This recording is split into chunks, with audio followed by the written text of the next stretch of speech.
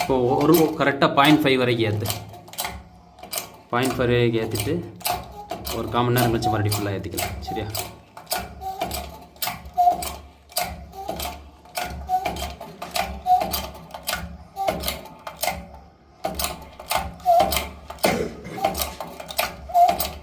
முதல்ல நம்ம 2.5 பார் வச்சுருந்தோம். இப்போ வந்து 5 பார் வச்சுருக்கோம். ஸ்லோவாக ஏற்றுறோம். 5 பாரோட இப்போ ஸ்டாப் பண்ணுறோம்.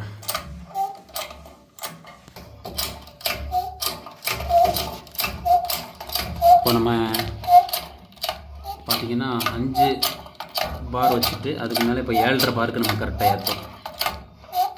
ஒவ்வொரு டைமும் நம்ம பார் ஏற்றும் போது கரெக்டாக ஒரு 7.5 பார் கரெக்டாக வைக்கணும்.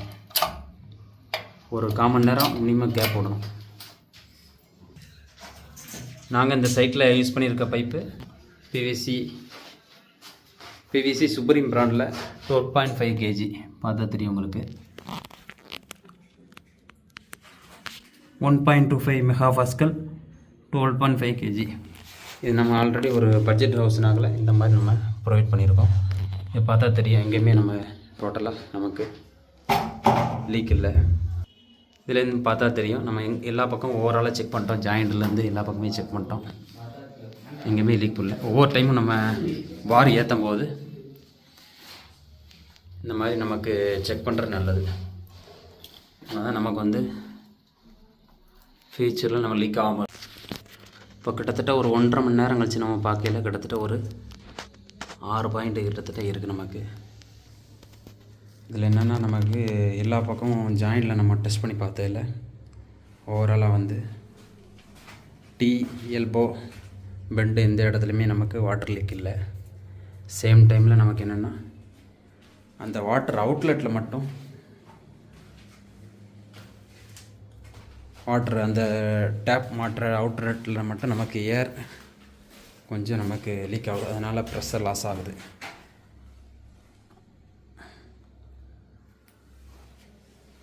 மற்றபடி எல்போ டீ ஜாயிண்ட்டு மாதிரி பைப்புகளில் மொத்தமாக டோட்டலாக எதாவது பிரேக் ஆகின்னு இப்போ ஓவராலாக டெஸ்ட் பண்ணியாச்சு. எந்த இடத்துலையுமே நமக்கு அந்த பாதிப்பு இல்லை.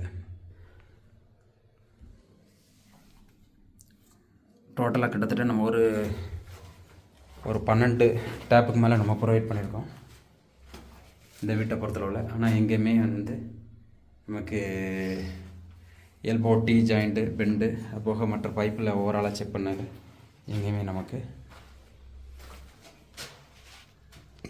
லீக் இல்லை. இந்த டேப் இந்த மாதிரி இந்த இடத்துல மட்டும் ஒரு சில இடங்களில்